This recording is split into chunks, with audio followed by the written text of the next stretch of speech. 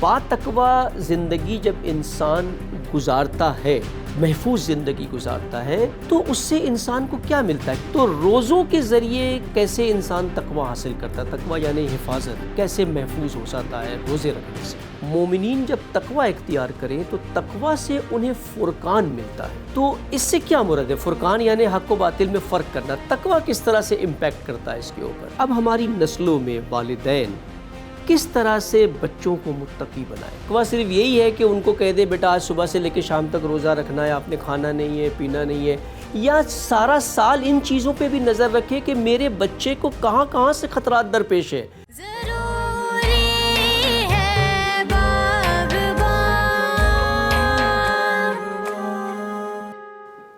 اعوذ باللہ من الشیطان الرجیم، بسم اللہ الرحمن الرحیم۔ السلام علیکم ناظرین، ایک مرتبہ پھر پروگرام باغبان میں خوش آمدید۔ جیسا کہ ہم سب جانتے ہیں اور ہم گزر رہے ہیں کہ ماہ مبارک رمضان ہے، اور یہ وہ مہینہ ہے جس میں انسان اللہ سبحانہ و تعالیٰ کا بہترین قرب حاصل کر سکتا ہے، اور یہ ایک توفیق ہے اللہ سبحانہ و تعالیٰ کی طرف سے جو ہمیں اس سال دوبارہ نصیب ہوئی ہے کہ ہم ایک مرتبہ پھر اپنا تزکیہ کر سکیں، اپنا جو سال گزرا ہے اس کا جائزہ لے سکیں اور دیکھیں کہ ہم نے کیا کوتاہیاں کی ہیں، کیا خامیاں ہم میں تھی، اور اسی مہینے میں اس کی اصلاح کر سکیں۔ ہم رمضان کے متعلق چند موضوعات پر ہم گفتگو کر رہے ہیں۔ ہم نے اپنی ایک نشست میں فلسفہ رمضان پہ گفتگو کی، اور آج ہم جس موضوع پہ گفتگو کرنے جا رہے ہیں اس کا بھی تعلق رمضان میں بالخصوص روزوں سے ہے۔ جیسے کہ اللہ سبحانہ و تعالیٰ فرماتا ہے اپنی کتاب میں بھی کہ ہم نے تم پہ روزے واجب کیے اسی طرح جس سے تم سے پہلے قوموں پہ کیے، تاکہ تم تقوی اختیار کر سکو، لعلکم تتقون۔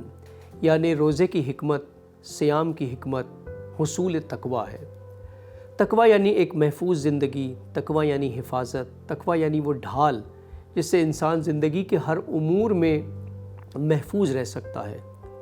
آخر تقوی کی ضرورت کیوں ہے، کس لیے ہے، یہ بات تو ہم پر واضح ہے، لیکن کیونکہ ہمارے پروگرام کا تعلق والدین سے ہے اور بچوں کی تربیت سے ہے، آج ہم اپنی اس نشست میں تقوی کو سمجھنے کی بھی کوشش کریں گے، تقوی کی اہمیت کو بھی جاننا چاہیں گے، اور ساتھ ساتھ یہ بھی سمجھیں گے کہ اپنے بچوں میں آنے والی نسلوں کو ہم کس طرح سے متقی بنائیں، کیونکہ اگر وہ نسل متقی نہ ہوئی، محفوظ نہ رہی، تو پھر وہ اپنا مقصد جس کے لیے اللہ سبحانہ و تعالیٰ نے انہیں خلق کیا ہے وہ حاصل نہیں کر سکتی۔ اس موضوع پر گفتگو کرنے کے لیے آج ہمارے ساتھ دوبارہ موجود ہیں ڈاکٹر طارق شریف زادہ صاحب۔ السلام علیکم ڈاکٹر صاحب۔ وعلیکم السلام ورحمۃ اللہ۔ خیریت سے ہیں آپ؟ الحمدللہ۔ رمضان مبارک ہو آپ کو بھی، اور انشاءاللہ تعالیٰ جو ہے اللہ سبحانہ و تعالیٰ ہم سب کی عبادت اور اطاعت جو ہے وہ قبول فرمائے اس ماہ مبارک میں انشاءاللہ، اور ہم آمین بجاہ نبی الکریم علیہ الصلوۃ والتسلیم۔ کوشش یہی ہے ہماری کہ اس مہینے میں ہم اپنے ناظرین کو، والدین کو بالخصوص رمضان سے متعلق معرفت اور آگاہی دیں، تاکہ وہ اس مہینے کا بہترین حق ادا کر سکے اور بہترین اس میں جو حاصل کرنا ہے وہ حاصل کر سکے۔ یہاں پر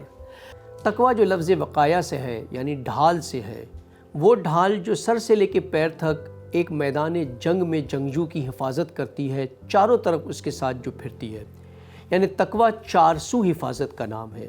یعنی زندگی کے ہر امور میں، چاہے وہ اجتماعی ہو، انفرادی ہو، چاہے وہ ازدواجی ہو، فیملی ہو، اقتصادی ہو، ہر امور میں انسان کو تقویٰ کے ساتھ اپنے امور کو انجام دینا ہے۔ اللہ سبحانہ و تعالیٰ نے بھی اپنی کتاب میں 250 مرتبہ سے زیادہ لفظ تقویٰ کا ذکر کیا ہے۔ کہیں پر ایک واضح امر ہے اتقوا اللہ، جو کہ ایک واجب امر ہے، اتقوا اللہ یعنی تقویٰ اختیار کرو یہاں پر، اور پھر متقین کی فضیلتیں بیان کی ہے کہ متقین کے لیے کیا کیا ہے۔ یہ بات اس بات کی دلیل ہے جتنی کثرت سے اللہ سبحانہ و تعالیٰ نے تقویٰ کا ذکر کیا ہے، یعنی تقویٰ قرآن کا ایک بہت ہی اہم موضوع ہے، اور ہماری زندگیوں میں اتفاقاً کہہ لیں یا ایکسیڈنٹلی کہہ لیں، یا تقویٰ اس طرح سے نہیں ہے جس طرح سے ہونا چاہیے۔ ڈاکٹر صاحب، موضوع ہمارا تقویٰ کی اہمیت ہے، اور جیسے کہ رمضان کے اندر بھی مقصد روزوں کا بہت کلیئر ہے کہ لعلکم تتقون، تو روزوں کے ذریعے کیسے انسان تقویٰ حاصل کرتا ہے؟ تقویٰ یعنی حفاظت، کیسے محفوظ ہو سکتا ہے روزے رکھنے سے؟ بسم رب محمد کریم علیہ الصلوۃ والتسلیم۔ سب سے پہلے تو یادآوری کا شکریہ، اور ہمیشہ کی طرح ہورا ٹی وی جو ہے وہ نئے اور منفرد موضوعات کو زیر بحث لانے کی کوشش کرتا ہے، اور ظاہری طور پر تو ہماری جو مخاطبت ہے وہ اپنی آمدہ نسل کے ساتھ ہے، نوجوان جو ہمارے بچے نوخیز ہیں ان کو ہم مخاطب کرتے ہیں، لیکن یہ کیا خوبصورتی ہے اور کیا حسن اہتمام ہے آپ کی طرف سے، آپ کی ٹیم کی طرف سے، آپ کے تھنک ٹینک کی طرف سے، کہ اس پلیٹ فارم سے بالخصوص باغبان کے عنوان سے جو آپ کا یہ سلسلہ ہے، یہ جہاں پر آمدہ نسل کے نوخیز ہمارے جو بچے ہیں، جو آمدہ امت ہے، جہاں ہم ان سے مخاطب ہوتے ہیں، وہاں اس گلشن امت کے جو باغبان ہیں، اس کی آبیاری کرنے والے والدین ہیں، گویا جن کے اوپر یہ براہ راست ذمہ داری عائد ہوتی ہے کہ وہ اللہ کے اس مقصود، اللہ کی اس منشا کے اس دین کو غالب آنا چاہیے، اور غالب آنے کا اکلوتا راستہ جو ہے وہ امت کے اندر وہ اوصاف جمیلہ جو ہیں ان کو پیدا کیا جانا ہے،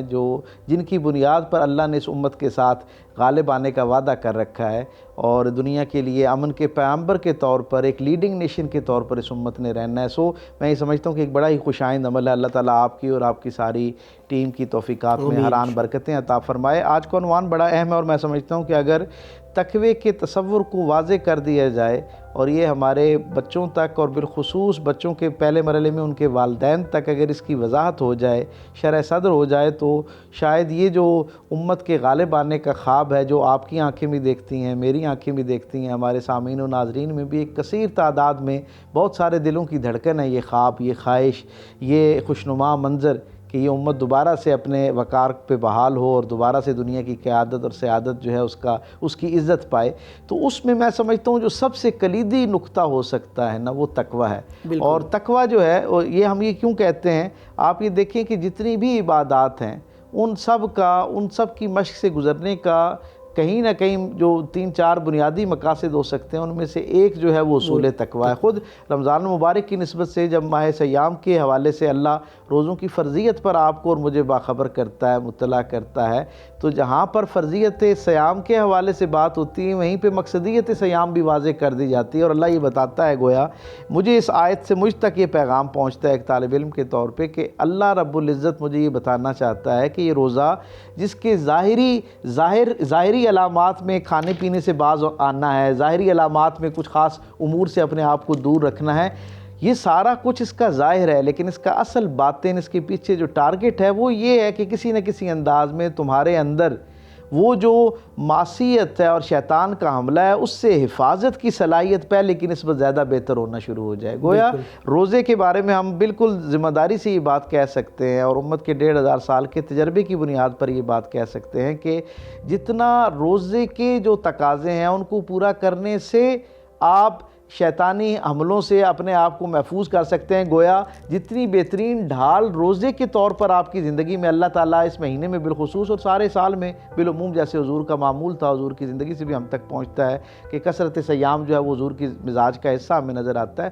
روزہ آپ کے اندر کو وہ جو باہر کی نیگیٹیوٹی ہے اس کے خلاف ایک پوری ایسی انرجی اور ایسا میکنزم، بلکہ مجھے اجازت دیں کہ ایسا پورا نظام آپ کے اندر متحرک کر دیتا ہے، اسے استوار کرتا ہے، اسے تقویت عطا کرتا ہے کہ یہ جو خارجی درجے کی جو نیگیٹیوٹی ہے جو آپ کے اندر کے نظام کو متاثر کرتی ہے، یہ اسے روکنے کا ذریعہ بنتی ہے، اس کے درمیان ڈھال بننے کا ذریعہ بنتی ہے۔ اس لیے میرے اور آپ کے کریم رسول صلی اللہ علیہ وسلم نے بھی روزے کو ڈھال کہہ کے براہ راست مخاطب کیا، جیسے آپ نے تقوی کے، اور یعنی آپ یوں سمجھیں کہ روزے کا معنوی اعتبار سے بھی سرکار نے جب فرما دیا تو ہمارے نزدیک رمضان کا مطلب وہ جو جلا دینے کا تصور ہے وہ بھی یہی ہے کہ ہر وہ نیگیٹیوٹی جو آپ کے اندر آپ کے اور آپ کے رب کے درمیان دوری کا، بود کا ذریعہ بنتی ہے، اس نیگیٹیوٹی کو، اس نیگیٹو کلاؤڈ کو آپ نے کسی نہ کسی انداز میں ایسے ایڈریس کرنا ہے کہ وہ درمیان سے خارج ہو جائے اور آپ کا جو اللہ کی طرف سفر ہے وہ آسان ہونا شروع ہو جائے۔ تو یہ ایک ایسی خوبصورت ڈھال ہے حضور کے فرمان کے مصداق بھی،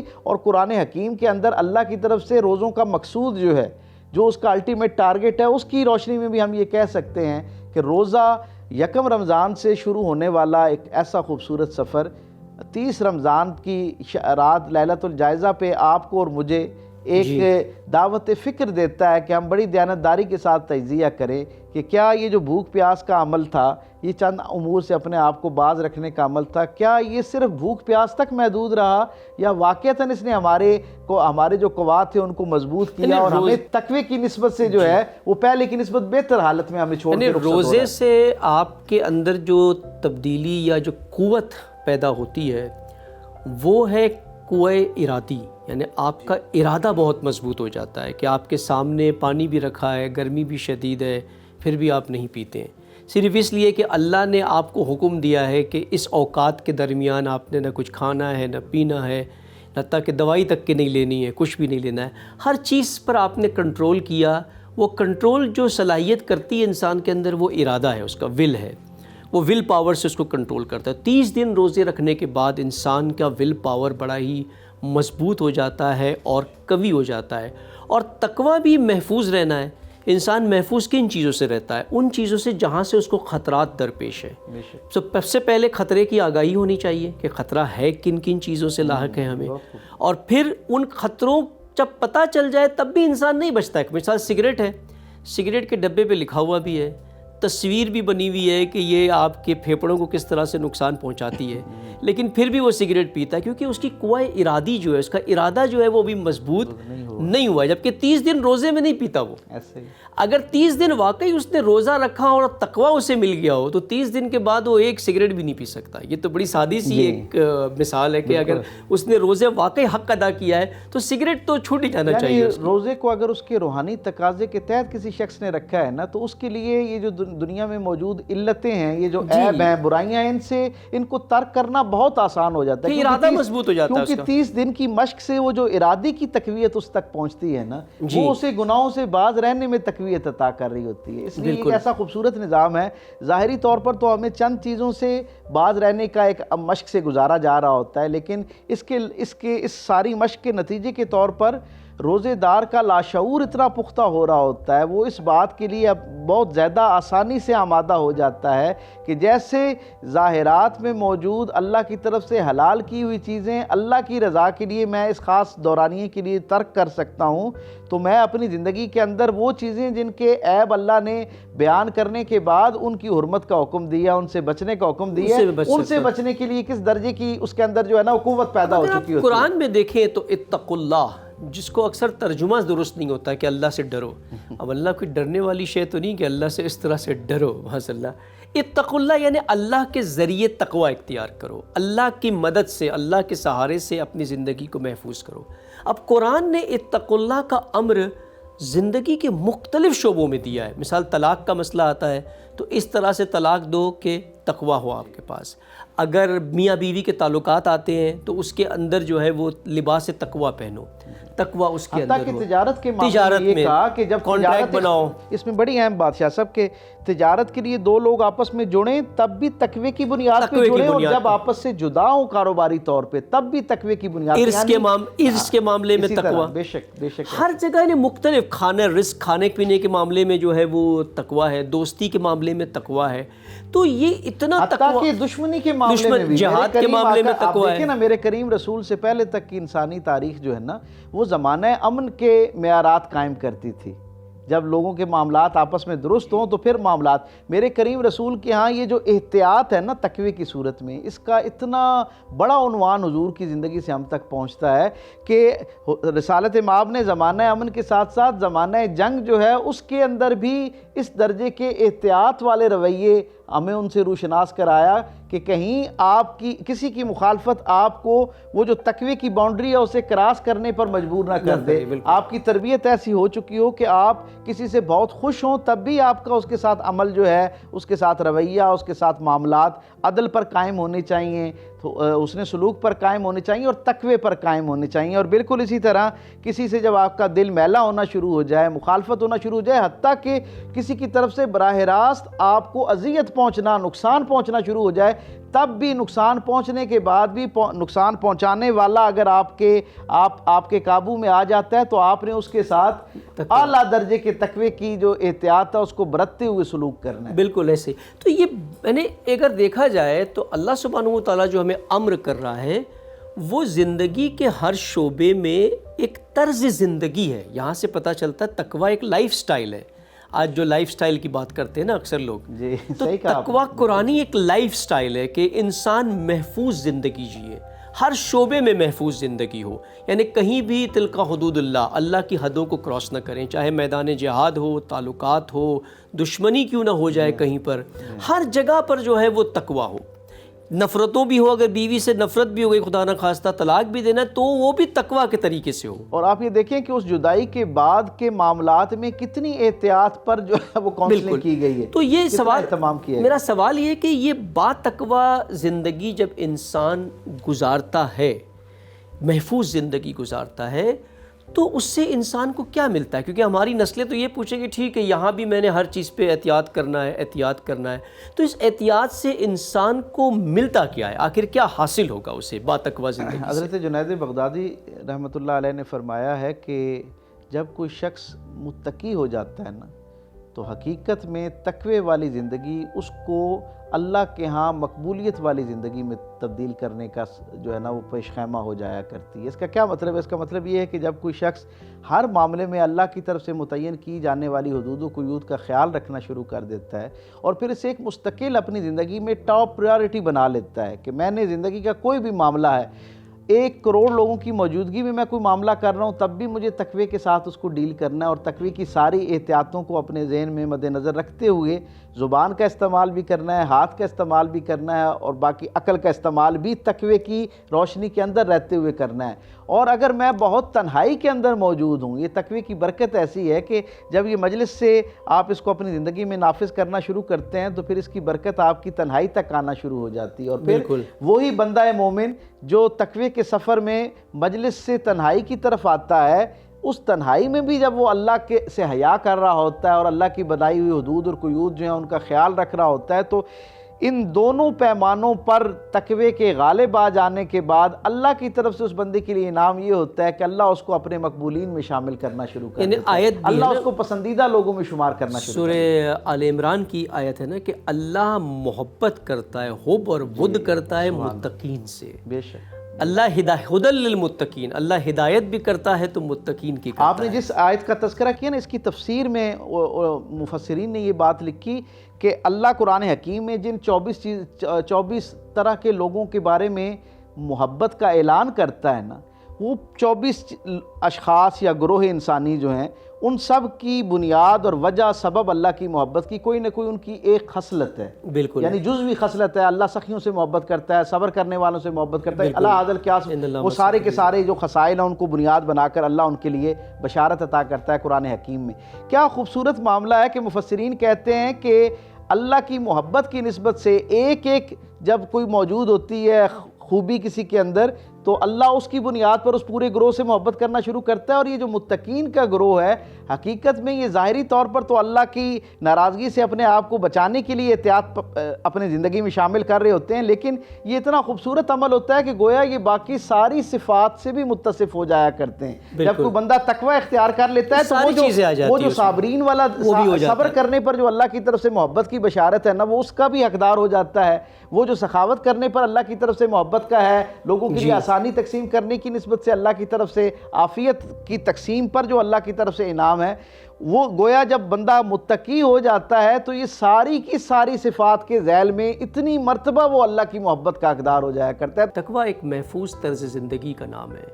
جہاں انسان زندگی کے ہر امور میں اللہ کی حدود کو نہیں توڑتا، اللہ کے اصولوں کی پابندی کرتا ہے اور اپنی زندگی کو ہر لحاظ سے محفوظ بنا دیتا ہے۔ جب انسان کی زندگی محفوظ ہو جاتی ہے تو اسے کیا حاصل ہوتا ہے؟ کیا ضرورت ہے اسے ایک محفوظ زندگی جینے کی؟ تقویٰ کے کیا فائدے؟ اللہ سبحانہ و تعالیٰ نے اپنی کتاب میں فرمایا ہے کہ متقین کے لیے ہی سب کچھ رکھا ہے، حتیٰ کہ متقین کے لیے جنت ہے، متقین کے لیے آخرت ہے، اور متقین سے اللہ محبت کرتا ہے، حب ہے۔ اور اللہ کہتا ہے کہ بعض ایسے لوگ ظالمین ہیں، شیطان ان کا ولی ہے، لیکن اللہ کن کا ولی ہے؟ اللہ متقین کا ولی ہے۔ جو محفوظ زندگی گزارتے ہیں وہ اللہ کی ولایت میں بھی آ جاتے ہیں۔ تقویٰ کے بہت سے فائدے ہیں، دنیا میں بھی ہے، آخرت میں بھی ہے۔ اسی پر ہم جاری رکھتے ہیں گفتگو ڈاکٹر صاحب آپ سے کہ چند فوائد تو بہت کلیئر ہے جو انسان کو متقی ہونے سے جنت ملتی ہے، آخرت ملتی ہے، اس کی عاقبت اچھی ہو جاتی ہے، اسے حب خدا ملتا ہے۔ اور اللہ سبحانہ و تعالیٰ ایک اور مقام پہ قرآن میں فرماتا ہے کہ مومنین جب تقوی اختیار کریں تو تقوی سے انہیں فرقان ملتا ہے۔ تو اس سے کیا مراد ہے؟ فرقان یعنی حق و باطل میں فرق کرنا، تقوی کس طرح سے امپیکٹ کرتا ہے اس کے اوپر؟ یہ دیکھیں نا، جب ہم قرآن حکیم سے کسی چیز کے حوالے سے روشنی لینا چاہ رہے ہوتے ہیں تو کیسی ہمہ جیت نوعیت کی ہدایت ہم تک پہنچاتا ہے۔ آپ یہ دیکھیں کہ تقوی کا ایک بہت بنیادی جو حوالہ ہو سکتا ہے وہ یہ ہے جو اللہ نے قرآن حکیم کی آیت میں گویا ہم تک پہنچایا، تقوی کی تفہیم ہم تک پہنچائی، اور وہ یہ ہے کہ یہ ایک ایسی صلاحیت ہے کہ جب کوئی بندہ پوری دیانتداری کے ساتھ اپنے اندر کے ماحول سے بھی جنگ کرتے ہوئے، اس کی نفی کرتے ہوئے، اندر سے جو عادت، خواہش، نفس، جسے بھی آپ اسے جس نام سے بھی پکاریں،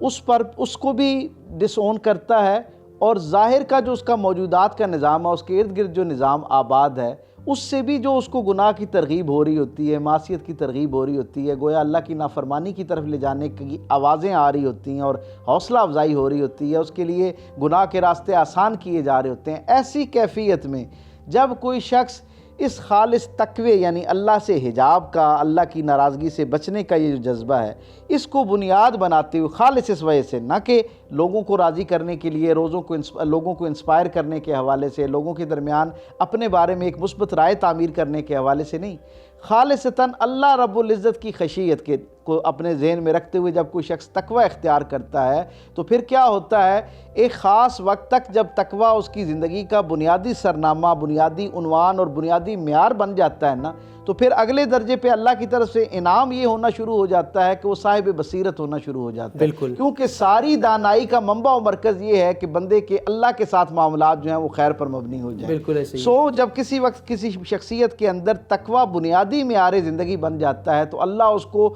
فرقان یعنی حق اور باطل کے درمیان تفریق کرنے کی صلاحیت عطا کرتا ہے۔ میں یہاں پر ایک تھوڑا سوال آپ سے کروں گا، ایک مصداقی سوال یہاں پہ۔ آج ہماری قوم میں کنفیوژن ہے،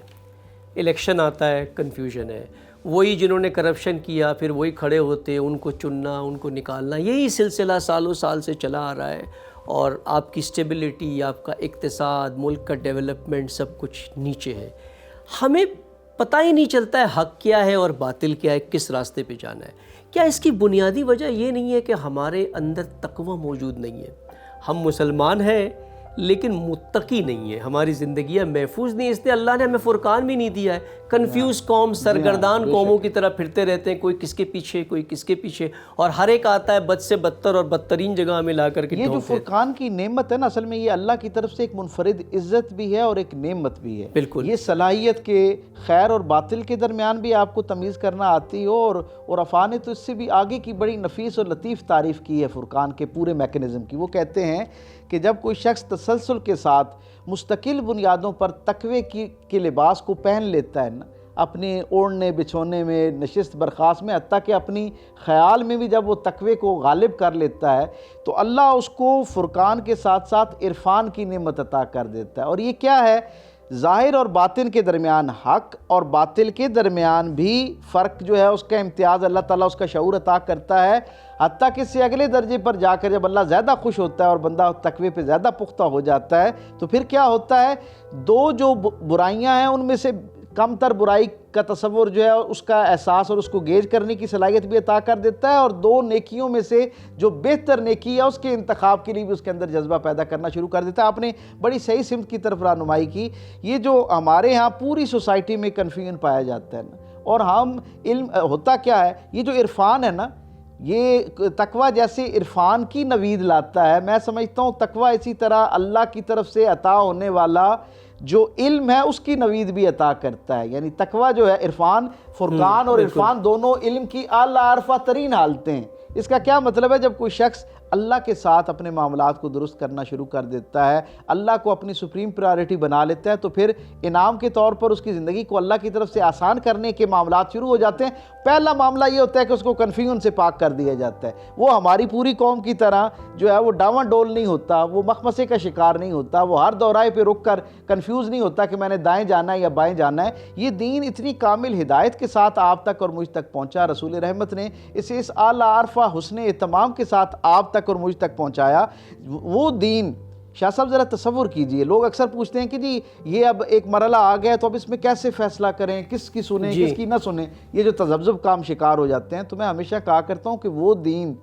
جو مجھے اور آپ کو طہارت گاہ کے اندر بھی ہدایت اور رہنمائی سے محروم نہیں کرتا، مبین ہدایت، اتنی مبین اور روشن ہدایت ہے، جو طہارت گاہ میں آپ کو اور مجھے ہدایت جو بہت ہی ایک نجی نوعیت کا معاملہ ہے، ذاتی نوعیت کا معاملہ ہے، اس میں بھی کامل ہدایت عطا کرتا ہے. یہ کیسے ہو سکتا ہے کہ وہ مجھے جو ایک اجتماعی درجے کا اتنا بڑا فیصلہ ہے کہ آپ کے ملک کا حکمران کون ہوگا، وہ انسان کے ہاتھ میں وہ جو ہے نا آپ انسانوں کے ہاتھوں میں دے دے اور آپ اس کو طے کرنا شروع کر دیں کہ جی میں نے اپنی رائے کی بنیاد پہ میں نے کوئی فیصلہ کرنا ہے. طہارت کے لیے جانا ہے تو اللہ جس طرح کے پانی سے بتائے گا اس طرح سے کرنا ہے، لیکن حاکم چننے کے لیے جو نجس ہو آپ چن لیں، وہ جمہور کا حق ہے، اس میں اللہ کی مداخلت کہیں پر بھی نہیں ہے. اور دو فیصلہ دینے والے کا اپنا علمی درجہ کیا ہے، عمل کا درجہ کیا ہے، تقوی کا درجہ کیا ہے، فہم کا درجہ کیا ہے.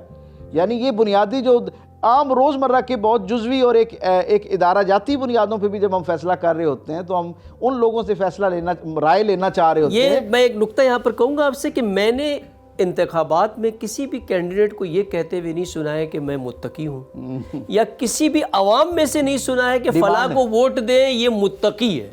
یعنی تقوی زندگی سے غائب ہے. اس کی وجہ یہ کہ ہماری جو سماجی زندگی ہے، معاشرتی زندگی ہے، اور براہ راست میں کہوں گا کہ ہماری جو سیاسی زندگی ہے اس میں تقوی کوئی خوبی کے طور پہ شمار ہی نہیں کیا جاتا. ہمیں اب تک یہ بات ہم یہ سمجھ ہی نہیں پائے معذرت کے ساتھ کہ جیسے ایک فرد کی زندگی اس وقت تک محفوظ نہیں ہو سکتی جب تک تقوی کی اس کو ڈھال میسر نہ آ جائے. ایک انفرادی زندگی جو ہے وہ تقوی کے بغیر نہیں ہو سکتی، تو اجتماعی زندگی کا تصور کیسے کیا جا سکتا ہے کہ وہ تقوی کے بغیر ایک محفوظ زندگی کا سفر شروع ہو جائے گا. یہ المیہ ہے کہ جس طرح کے عوام کی فکر کا درجہ ہوتا ہے اسی درجے کے پھر حکمران جو ہیں وہ بھی میسر آیا کرتے ہیں. بالکل آپ دیکھیں نا تاریخ میں جب وہ عدل پسند احتیاط پسند معاشرہ موجود تھا نا تو ان کے حکمران بھی اسی درجے کے عدل پسند اور احتیاط پسند لوگ جو ہے وہ انہیں میسر آتے تھے. اب ہم جیسے بہت سارے لوگ جو ظاہری طور پر ان ساری خصوصیات کو سمجھتے بھی ہیں لیکن ہم اپنی ذاتی نوعیت کے جو فائدے ہیں ان کی بنیاد پر مصلحت کا اتنا جلدی شکار ہو جاتے ہیں کہ وہ تقوی کہیں بہت آخری پرائرٹی میں. سورہ اعراف میں اللہ سبحانہ وتعالیٰ فرماتا ہے نا کہ جب ایک طائفہ ایک شیطان کا گروہ جو ہے وہ جب متقین کے پاس آتا ہے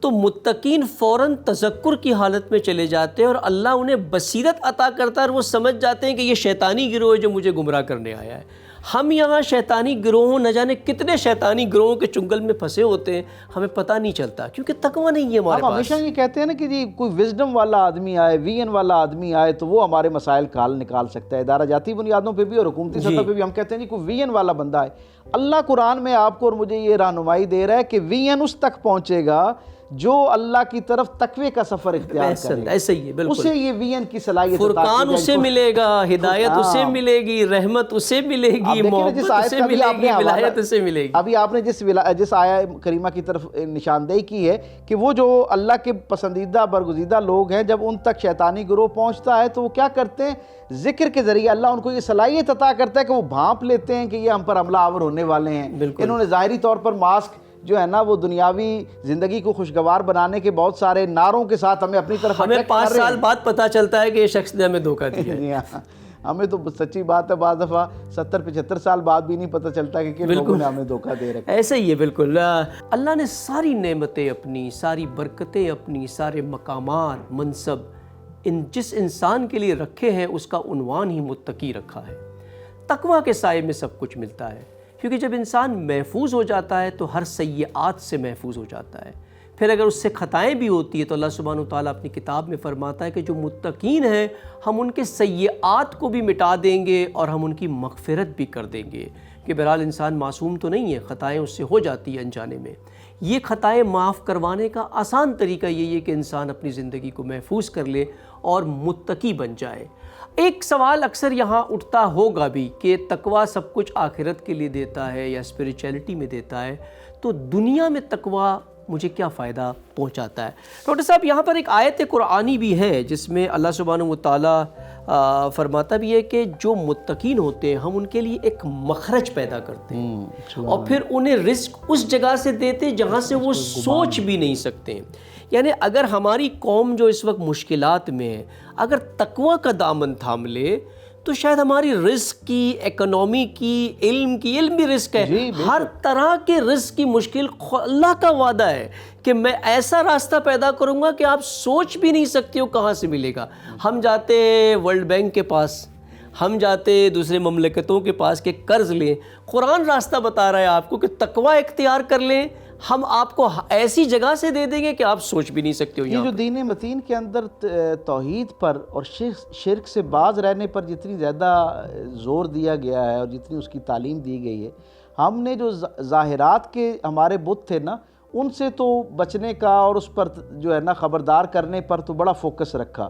لیکن وہ جو ہماری روزمرہ زندگی کے اندر بت پیدا ہو جاتے ہیں اور ہم جانے انجانے میں ان کی پرستش شروع کر دیتے ہیں، ان کے حوالے سے ہماری تربیت نہیں کی جاتی۔ آپ دیکھیں نا کہ جیسا بھی آپ نے کہا کہ پوری قوم میں جو زیرک لوگ ہیں نا، وہ اس خوف کا شکار ہو جاتے ہیں کہ جی اگر ہم نے دین کی بات کرنا شروع کر دی، اللہ کے ساتھ تعلق کو مضبوط کرنے کی بات کرنا شروع کر دی اور اللہ کی دی ہوئی ہدایت نامے کو اپنے لیے اولین معیار کامیابی قرار دینا شروع کر دیا اور پرائم آبجیکٹیو کے طور پہ اس کو رکھ لیا، تو شاید ہم دنیا سے منقطع ہو جائیں گے۔ جبکہ قرآن یہ کہتا ہے کہ جب میرا بندہ صاحب تقوی ہونا شروع ہو جاتا ہے، جب وہ ساری دنیا کی مصلحتوں سے باز آ کر سارے لوگوں کی ناراضگی کا خطرہ مول لینے کے باوجود اللہ کی ناراضگی سے اپنے آپ کو دور رکھنے کے لیے تیار کرتا ہے اور اپنی ہی نفی کرتا ہے، اپنے کسی سابقہ عمل کی نفی کرتا ہے، جسے توبہ کہتے ہیں۔ توبہ کیا ہوتی ہے؟ حقیقت میں تو اپنے سابقہ عمل کی نفی ہوتی ہے نا۔ جب کوئی بندہ اس درجے پہ اللہ کے ساتھ تعلق میں استوار ہونا شروع ہو جاتا ہے تو پھر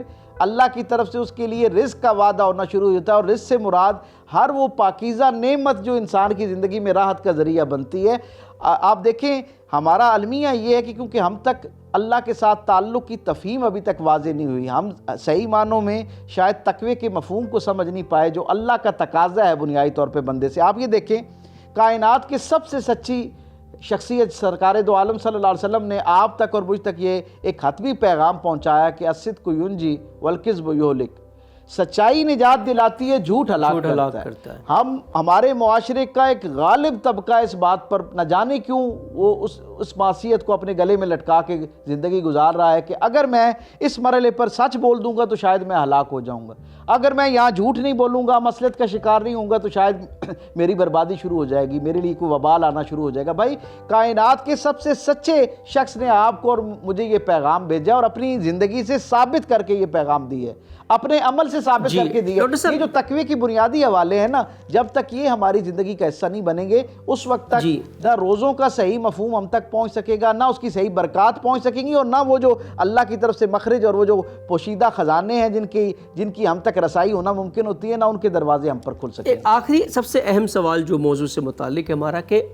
تقوی کو ہم نے بھی یہاں ایک حد تک سمجھنے کی کوشش کی، اب ہماری نسلوں میں والدین کس طرح سے بچوں کو متقی بنائیں؟ کیا کرنا ہوگا انہیں ایک محفوظ زندگی دینے کے لیے اپنی نسلوں کو؟ اللہ رب العزت نے تربیت کے عمل میں جو سب سے بڑا احسان انسانوں پر کیا ہے نا، وہ یہ ہے کہ بچوں کے دل میں والدین کے لیے محبت ڈال دی، والدین کے دل میں بچوں کے لیے محبت ڈال دی، پہلی بات۔ اور اسی کے ذیل میں یہ کہنے میں حق بجانب ہوں کہ بچوں کے دل میں اللہ نے اپنے والدین کو ایک سورس آف انسپائریشن کے طور پہ ان کی محبت کو ڈالا ہے۔ کسی بھی بچے کی تربیت جتنی خوبصورتی سے آپ اپنے عمل کے ساتھ کر سکتے ہیں نا، کوئی اور دنیا کا میڈیم ایسا نہیں ہے جس سے ان کی زندگی میں تبدیلی لائی جا سکتی ہے۔ میں اگر اپنے بچوں کو متقی بنانا چاہتا ہوں، انہیں ایک اللہ کی ہدایت کے سائے میں زندگی گزارنے پر آمادہ کر سکتا ہوں، تو اس کا سب سے آسان اور سب سے مؤثر، آسان بھی اور سب سے مؤثر بھی ذریعہ یہ ہے کہ جب میں اپنی زندگی کے اندر اللہ کا تقوی جو ہے اسے اختیار کرنا شروع کروں۔ جب میرے معاملات اور معمولات کے اندر تقوی آنا شروع ہوگا نا، تو آٹومیٹیکلی کیا ہوگا، وہ جو دیکھنے سے ترغیب ملتی ہے عمل کی نا، وہ سننے سے ترغیب نہیں ملتی۔ حضرت امام جعفر صادق علیہ السلام کی نسبت سے ہم تک وہ ان کا فرمان ذیشان جو ہے وہ ہم تک پہنچ چکا ہے، اور میں سمجھتا ہوں دنیا بھر میں بچوں کی تربیت کے حوالے سے اپنے بعد آنے والوں کی تربیت کے حوالے سے اس سے بہترین معاملہ کوئی نہیں ہو سکتا کہ آپ نے یہ فرمایا کہ تم جب کسی کو دین کی بات پہنچاؤ تو کوشش کرو کہ تمہیں اسے بیان کرنے کی نوبت نہ آئے، یعنی تمہارا عمل اتنا غالب آ جائے اور اتنی خوبصورتی سے تم اسے اپنائے ہوئے ہو کہ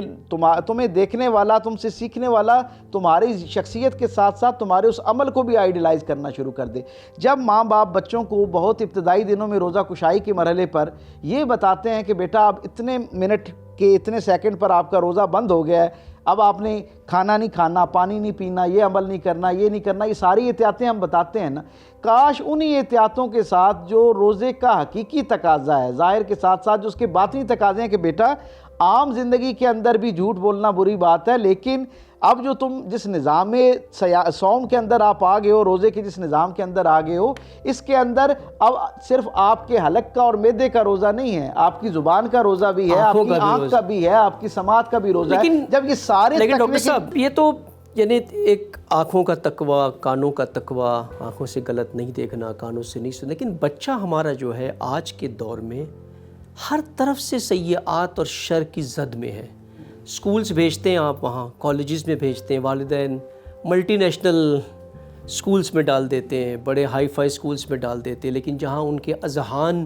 جو ہے وہ لبرل ٹیچرز جو ہے ان کے تفکر کو خطرات میں ڈال دیتے ہیں۔ تقویٰ تو خطروں سے بچنے کا نام ہے۔ پھر میڈیا کے اوپر جو ہے وہ بےہودگی ہے، بچوں کے لیے بےہودگی ہے، ہر طرح کی جو ہے کو ایجوکیشن سکولز ہیں، یہ سارے کے سارے تو غیر محفوظ ماحول ہے ایک بچے کے لیے۔ تو اگر والدین اپنے بچوں کو متقی بنانا چاہتے ہیں تو کیا یہ تقویٰ صرف یہی ہے کہ ان کو کہہ دے بیٹا آج صبح سے لے کے شام تک روزہ رکھنا ہے، آپ نے کھانا نہیں ہے، پینا نہیں ہے، یا سارا سال ان چیزوں پہ بھی نظر رکھے کہ میرے بچے کو کہاں کہاں سے خطرات درپیش ہے؟ میڈیا سے خطرات ہے، اسکول سے خطرات ہے، ماحول سے خطرات ہے، فیملی کے اندر خطرات ہے۔ کیا یہ جب تک کہ وہ اس پر نظر نہیں رکھیں گے کیا تب تک بچہ متقی بن سکتا ہے ان کا؟ بالکل یہ صحیح سمت میں رہنمائی ہے۔ میں آپ سے عرض کروں کہ جب باہر موسم سرد ہوتا ہے نا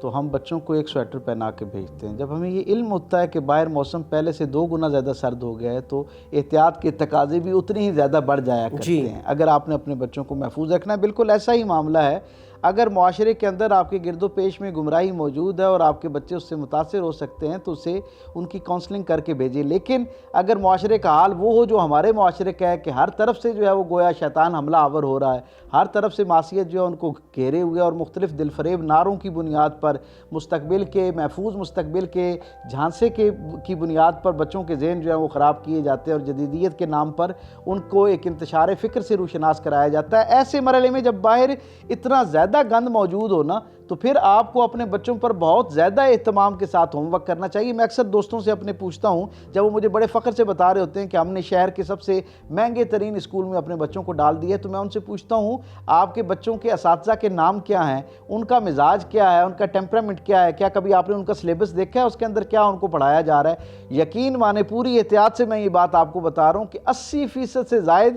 پڑھے لکھے لوگ جو خود بہت صاحب فکر شمار کیے جاتے ہیں، اپنے شعبہ زندگی میں بڑے نامور لوگ ہیں اور باہر لوگوں کو بہت جو ہے وہ درس بھی دے رہے ہوتے ہیں عرف عام میں جس کے لیے ہم لفظ بھاشن اختیار کرتے ہیں، لیکن وہ تربیت کا سارا معاملہ جب اپنے بچوں کی طرف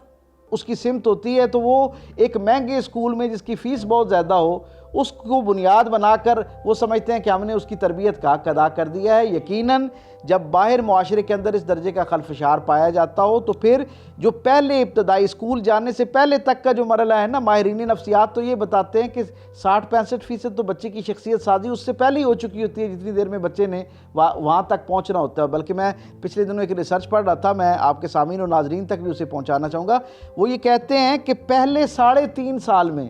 شخصیت کا 65% مکمل ہو جاتا ہے۔ اس کا کیا مطلب ہے؟ 7 سال تک شخصیت، تو 3.5 سال تو پہلے میرا بچہ میرے پاس تھا نا، میرے گھر کے اندر موجود تھا اور ایک بڑا وقت اس کا میرے ساتھ گزر رہا تھا۔ کیا میں نے اس 3.5 سال کے مرحلے کو، زمانے کو غنیمت جان کر اس کی تربیت کی؟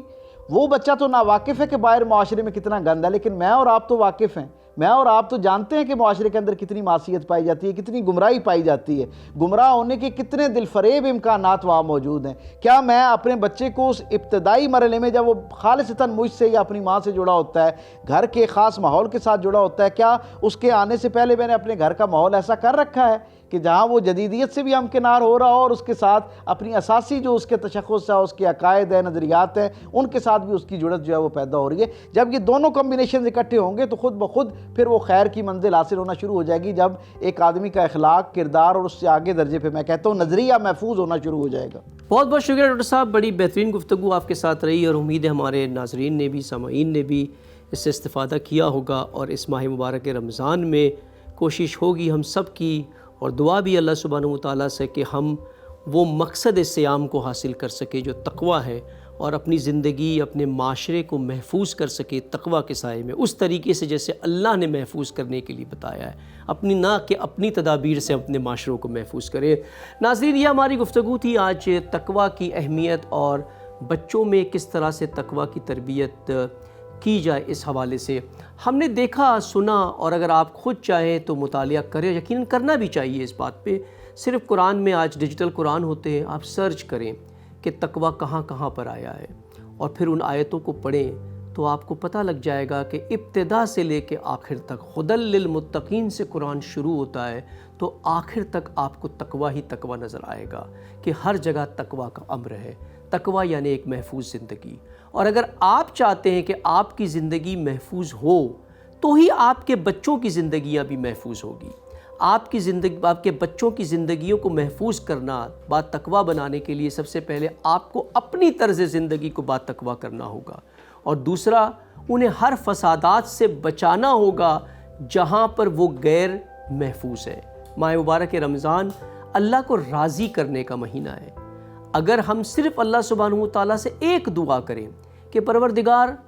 جو کچھ میں نے کیا زندگی میں وہ اپنی جگہ، تو نے مجھے جو اجر ثواب دینا ہے وہ اپنی جگہ، لیکن جب میں مر جاؤں، مجھے موت آئے، تو مجھ سے راضی ہو۔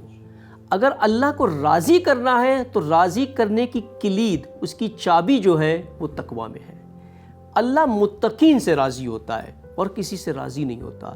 بنا تقوی کے کوئی اللہ کے پاس چلا جائے، اللہ اس سے راضی نہیں ہوگا، اور اللہ فرماتا ہے اپنی کتاب میں، اگر اللہ راضی نہیں ہے پھر چاہے ساری مخلوق کائنات آپ سے راضی کیوں نہ ہو، وہ رضا کسی کام کے آپ کے آنے والی نہیں ہے۔ اس لیے اگر آپ اللہ کو راضی کرنا چاہتے ہیں تو اس مہینے میں عہد کریں کہ اپنے بچوں کی زندگیوں کو با تقوی بنائیں، ان کو محفوظ کر دے ہر شر سے، چاہے اسکول ہو، معاشرہ ہو، میڈیا ہو، ہر جگہ سے ان کو محفوظ زندگی دے۔ اگر آپ اپنے بچوں کو محفوظ زندگی دیں گے، یعنی آپ کی زندگی بھی محفوظ ہے، یعنی آپ کی زندگی بھی با تقوی ہے، یعنی اللہ آپ سے راضی ہے۔ امیدوار ہے، ہم دعا بھی کرتے ہیں کہ ہم سب کے اس مہینے کی عبادت اور اطاعت کو اللہ سبحانہ و تعالیٰ قبول فرمائے، اور ہمارا پروردگار، ہمارا رب ہم سب سے راضی ہو۔ اگلے ایپیسوڈ تک اللہ حافظ۔ مجھ کو اچھے سے سوارے میرے بچپن کے سہارے، خاک ہوں میں تو آسمان، مامتا ہے میرا باغبان۔